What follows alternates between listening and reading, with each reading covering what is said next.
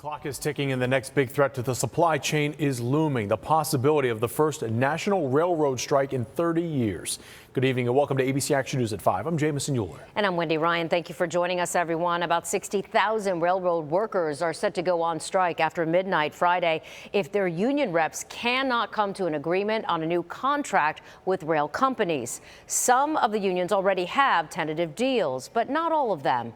Now, reps from those remaining unions are going head-to-head with rail line officials, debating everything from pay to scheduling.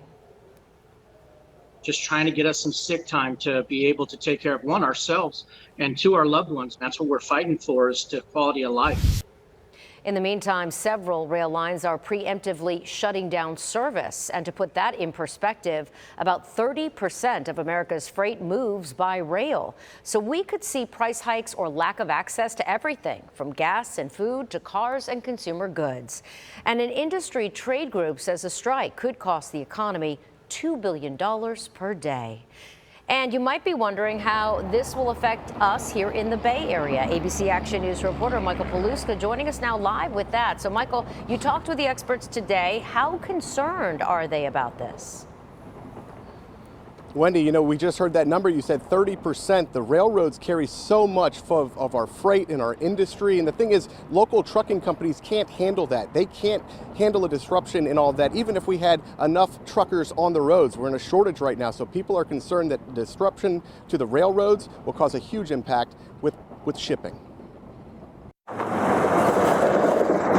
It's estimated that if the rails stop, nationally, we'll need 460,000 more trucks in order to pick up that slack, which is just not practical or feasible by any stretch of the imagination. We zoomed with Alex Miller, president and CEO of the Florida Trucking Association. Miller tells me that the fallout from a potential strike would send shockwaves through our economy. I think there are certain segments and certain industries that will be catastrophically impacted by it. Well, it could really have dire consequences to the entire supply chain.